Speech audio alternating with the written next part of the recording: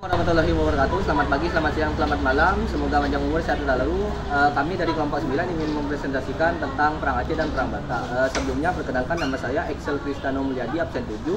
Saya Muhammad Dika Triadani, absen 19. Saya Alicia Renaji, absen 4. Saya Destalia Daniela Rahman, absen 10.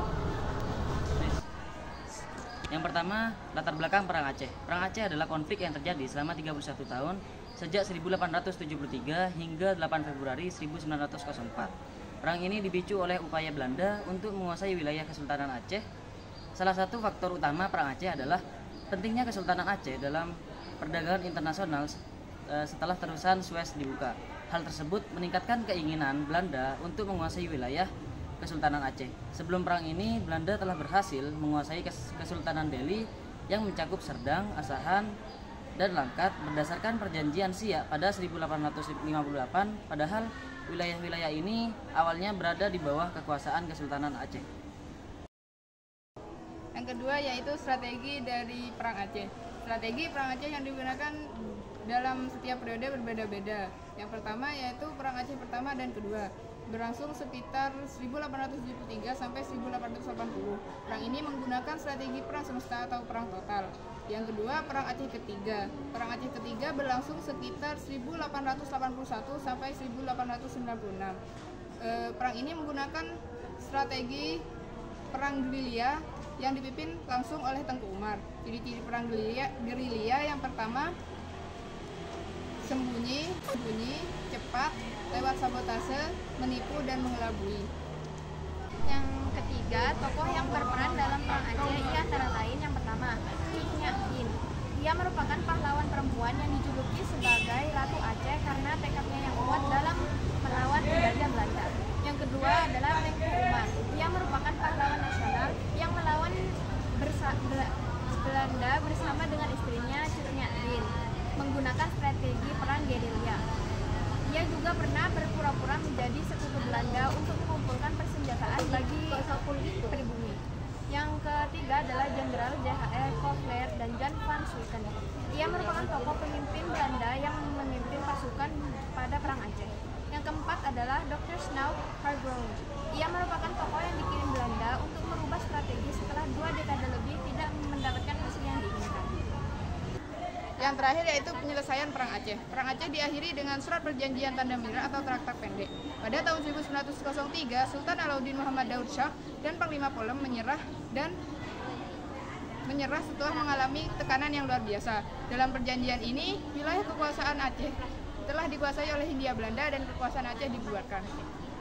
Yang pertama yaitu latar belakang terjadinya Perang Batak. Perang Batak terjadi selama 29 tahun, yaitu antara 1878 sampai 1907. Perang Batak ini terjadi antara kerajaan Batak yang pada saat itu dipimpin oleh Raja Sisingamaraja XII melawan Belanda. Adapun faktor-faktor yang melatar belakangi Perang Batak, yang pertama, agama Batak kuno atau yang disebut juga Formalin yang dianut oleh masyarakat Tapanuli yang ada di wilayah Batak merasa keberatan dan terancam karena adanya penyebaran agama Kristen yang dikhawatirkan kepercayaan dan tradisi animisme masyarakat Batak mulai terkikis. Yang kedua, upaya penguasaan wilayah Tapanuli oleh Belanda untuk memperkuat kedudukan di Sumatera Utara. Yang terakhir, terjadinya politik dagang di Batak menyebabkan masyarakat mengalami kerugian. Kedua, strategi Perang Batak. Pada saat melawan Belanda, yang digunakan oleh Raja Sisingamaraja XII adalah strategi gerilya. Perlawanan Raja Sisingamaraja mencapai puncaknya pada tahun 1878. Strategi gerilya digunakan agar bisa melumpuhkan pasukan Belanda. Berikut beberapa strategi yang digunakan oleh Raja Sisingamaraja XII. Yang pertama, menguasai medan pertempuran. Yang kedua, memanfaatkan pergunungan dan hutan untuk menghindari peperangan. Yang ketiga, mengganggu kendali Belanda di wilayah tersebut. Adapun senjata yang digunakan, yang pertama tombak, busur, perang, hingga sumpit yang dilumuri oleh racun. Selanjutnya, tokoh-tokoh yang berperan dalam Perang Batak ia antara lain yang pertama, Raja Sisingamaraja yang ke-12. Ia dikenal sebagai Ketua Besar untuk Pulau Batu. Ia lahir pada tanggal 18 Februari 1845. Yang kedua adalah Hans Christopher.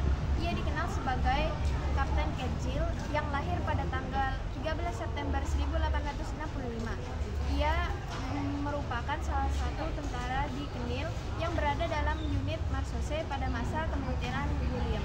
Yang ketiga adalah Van Dalen. Ia lahir di Makassar pada tanggal 23 Maret 1863. Ia merupakan salah satu tokoh militer Belanda. Yang keempat adalah Pendeta Nommensen. Ia lahir pada tanggal 6 Februari 1834. Ia merupakan misioner yang berada di suku Batak. Terakhir, penyelesaian Perang Batak. Perlawanan yang dilakukan oleh Raja Sisingamaraja 12 berlangsung cukup lama hingga tahun 1907. Hingga pada tanggal 17 Juni 1907, Raja Sisingamaraja terlibat pertempuran sengit dengan pasukan Belanda. Hingga Raja Sisingamaraja tewas terkena tembakan senapan Belanda. Ia tewas bersama dua putranya, yaitu Patuan Nagari dan Patuan Anggi. Kematian Raja Sisingamaraja 12 ini menjadi akhir dari perlawanan Batak terhadap Belanda. Ia kemudian dikenang sebagai salah satu pahlawan nasional yang berani dan gigih melawan penjajah Belanda. Sekian presentasi dari kelompok 9, kurang lebihnya mohon maaf. Wassalamualaikum